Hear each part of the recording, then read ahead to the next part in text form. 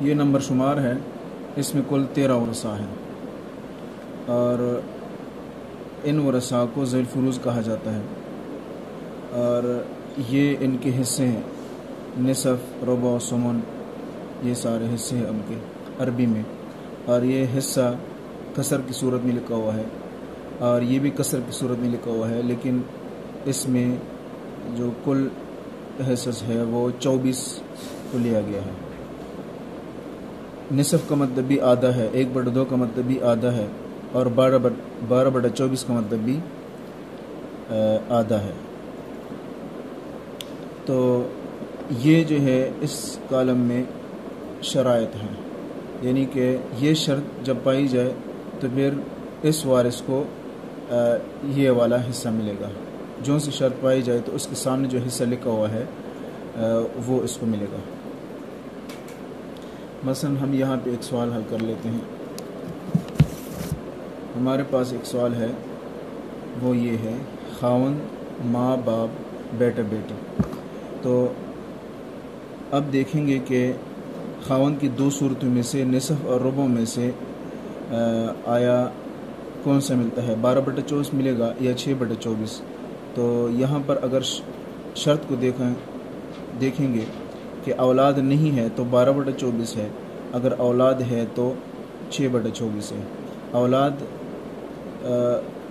بیٹا بیٹی، پوتا پوتی، پڑوتا پڑوتو کو کہا جاتا ہے، تو لہٰذا اس صورت میں بیٹا بیٹی موجود ہے، لہٰذا اولاد ہونے کی صورت میں 6/24 خاوند کو دیا جائے گا۔ اور آگے ہے ماں کی 3 صورتیں ہیں، سدس، ربع اور ثلث میں سے دیکھیں گے کہ کون سی شرط پائی جاتی ہے۔ اگر اولاد ہو یا اولاد نہ ہو بلکہ اخوہ ہو، یعنی کہ ہر قسم کے بہن بھائی، چاہے مذکر ہو یا مؤنث، حقیقی ہو یا علاتی، کسی بھی قسم کے 2 بہن بھائی ہوں یا 1 بھائی 1 بہن ہو، تو اس صورت میں سدس ملے گا۔ یا یہ دونوں صورتیں تو نہ ہو بلکہ خاوند اور باپ دونوں موجود ہوں تو بھی ماں کو سدس ملے گا، یعنی 4/24۔ اور دوسری صورت میں، ربع صورت میں، بیوی اور باپ دونوں ہو اور سدس نہ ہو، پہلی صورت نہ ہو اور یہ صورت ہو تو پھر ربع ملے گا، اور اگر سدس کی صورت بھی نہ پائی جائے اور ربع کی صورت بھی نہ پائی جائے تو پھر اس کو 8/24 یعنی ثلث ملے گا۔ لہٰذا اس صورت میں چونکہ اولاد موجود ہے، ان شرطوں میں سے ایک شرط پائی جاتی ہے، دونوں میں یا ہے، چاہے یہ شرط پائی جائے یا یہ، تو اب یہ شرط پائی جاتی ہے، اولاد کی شرط پائی جاتی ہے، تو لہٰذا اب ماں کو 4/24 ملے گا، یعنی سدس، اور باپ کو اولاد موجود ہے تو لہٰذا 4/24، اور بیٹی کو اگر 1 ہے اور بیٹا نہیں ہے تو 12/24، اگر 2 یا 2 سے زیادہ ہیں، تو اور بیٹا نہیں ہے تو پھر 16/24۔ لیکن یہاں پر ہمارے پاس 1 بیٹی ہے، 1 بیٹی یہ ہے، اور بیٹا موجود نہ ہونا ضروری ہے، تو یہاں بھی بیٹا موجود ہے، لہٰذا 12/24 نہیں ملے گا، اور بیٹا جو ہے ان ذوی الفروض میں سے ہے ہی نہیں، تو لہٰذا یہ عصبات میں جو ہے ان کو ملے گا۔ عصبات کا مطلب ہے کہ پہلے ان کو دیا جائے گا، جو ان سے بچ جائے تو پھر وہ عصبات کو دیا جاتا ہے۔ عصبات کی فہرست یہ ہے، یہ بیٹا، پوتا، پڑوتا، اعلیٰ ترتیب اس طریقے پہ دیا جائے گا۔ یہ نہیں کہ درمیان میں سے کوئی موجود ہے باپ کو دے دیں گے، نہیں، بلکہ ترتیب سے بیٹا کو دیں گے، اگر بیٹا موجود نہیں ہے تو پوتا کو، اگر پوتا موجود نہیں ہے تو پڑوتا کو، اگر پڑوتا موجود نہیں ہے تو بقایا مال باپ کو دیا جائے گا۔ اور یہ جو ہے اس کالم میں جو ہے یہ اگر اکیلے ہوں، اکیلے کا مطلب جو اس کے ساتھ یہ والا وارث نہ ہو، دائیں طرف والا وارث، تو اس کو بقایا حصہ نہیں ملے گا۔ تو اس کے لیے ضروری ہے، اس کالم میں جو افراد ہیں ان کے لیے ضروری ہے کہ اس کے ساتھ یہ والا دائیں طرف والا بھی موجود ہو۔ اگر یہ موجود نہیں ہے تو پھر ان کو حصہ نہیں ملے گا۔ اس کی تشریح مزید یہاں پہ لکھی ہوئی ہے۔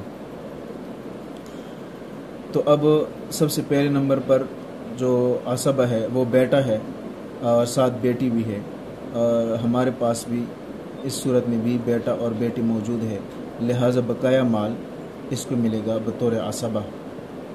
یہاں با بھی لکھ سکتے ہیں اور عین بھی، با کا مطلب باقی، عین کا مطلب عصبہ۔ اور اس بیٹا کے حصے میں بیٹی بھی شامل ہوگی، کیونکہ یہاں پر ہر مرد کو ہر عورت سے دگنا حصہ ملے گا، اگر مرد نہ ہو تو عورت محروم ہوگی، دو نسبت ایک کے اعتبار سے، لذکر مثل حظ الانثیین کے اعتبار سے۔ تو لہٰذا 24 حصوں میں سے 6 حصے خاوند کو، 4 حصے ماں کو، 4 حصے باپ کو، اور 24 میں سے بقایا 10 حصے جو ہے وہ ان دونوں کو ملیں گے۔ اس 10 کے اندر بیٹا کا بھی حصہ ہے اور بیٹی کا بھی حصہ ہے۔ للذکر مثل حظ الانثیین کے اعتبار سے یا 2 نسبت 1 کے اعتبار سے ہر بیٹا کو چونکہ 2 بیٹیوں والا حصہ ملتا ہے، اس لیے ایک بیٹا قائم مقام 2 بیٹیوں کے ہوگا، تو لہٰذا 2 بیٹیاں یہ ہوئی اور ایک یہ، تو کل گویا کہ 3 بیٹیاں ہیں یہاں پر، اور یہاں پہ 10 ہے، تو 10 اگر اس کے اوپر تقسیم نہیں ہوتا پورا تو پھر ہم اسے مضروب بناتے ہیں۔ مضروب بنایا 3 کو، مضروب کا مطلب ہے کہ ان تمام حصوں کے ساتھ اور یہ کل کے ساتھ ضرب دیں گے، تو 3 کے ساتھ ہم نے ضرب دیا تو تصحیح یہ آئی 6 3 18 اور 4 3 12 4 3 12 اور 10 3 30، اور فرد یہ 1 ہے، کل ملے گا، یہ 12 ملے گا، 12 ملے گا۔ اب یہ جو 30 ہے یہ ان 3 پہ تقسیم ہوگا تو ایک بیٹی کا حصہ نکل آئے گا، وہ 10 ہوگا۔ 3 پہ تقسیم کیا 30 کو، 10 آیا ایک بیٹی کا، اور اس سے دگنا جو ہوگا وہ ایک بیٹا کا حصہ ہوگا۔ اور 24 کو 3 سے ضرب دیا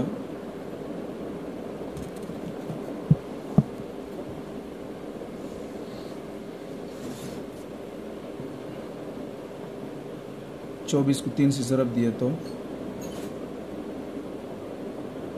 72۔ اب یہ مکمل مسئلہ حل ہو چکا ہے۔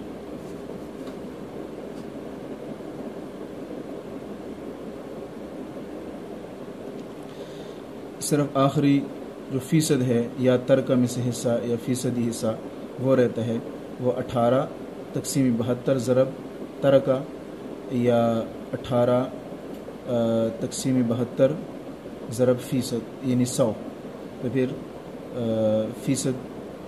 فیصدی حصہ سامنے آئے گا، 18 تقسیم 72 ضرب 100 اور 12 تقسیم 72 ضرب 100۔ تو اس طریقے پہ یہ تمام حل کر لیں۔